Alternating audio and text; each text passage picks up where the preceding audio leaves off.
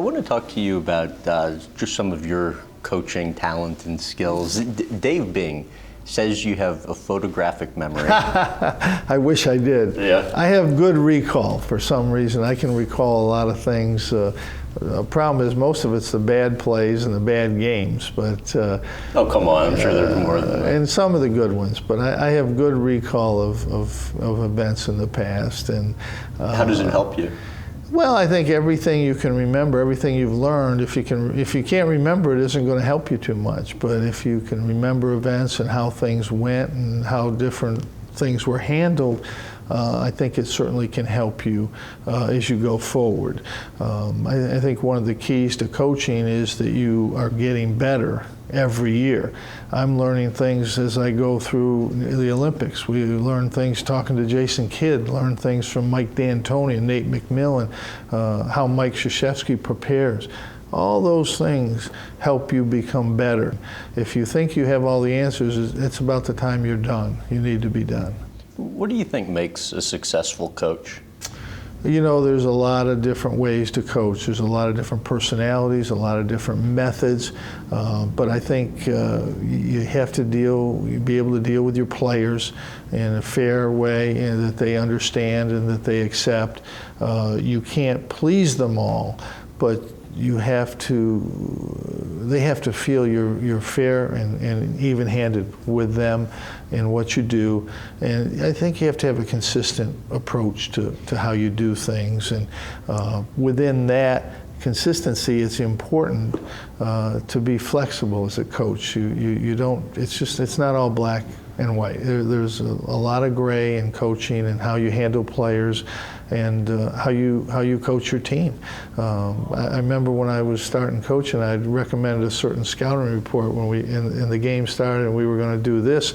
And about a minute into the game, I said to the head coach, "This isn't working. We need to do this." And it was a pretty radical change within a minute or two. And fortunately, the coach believed in what I was doing. And he kind of looked at me a little funny, but he saw the adjustment, made the adjustment, and it was happening. Fortunately for me, it was successful in that situation. So you have to be able to be flexible, as I think, in the long run, to be successful as a coach. How hard will you push your players? You have to push hard. You have to push hard. There's no coach that's successful that doesn't push his players hard. Now, different methods. What's the hardest you think you've ever pushed a player? I yell, I get on, I get going, I get upset. There's some screaming and yelling. Not as much as when I was younger. I think I've learned better ways to do it, maybe. But you still have to push. You have to push. No one works as hard as they can all the time. It's just not human nature. And the difficult thing with players is they always think they're working hard, but you see them every day and you see their good days when they're really pushing and their days when they're not. And it's your job to push them during those days. And it's not easy, and it's not something that players are going to embrace. They're going to think you're going too far, but you have to do that if you're going to be successful. A lot of people mix something up. They say, well, I'm not having fun.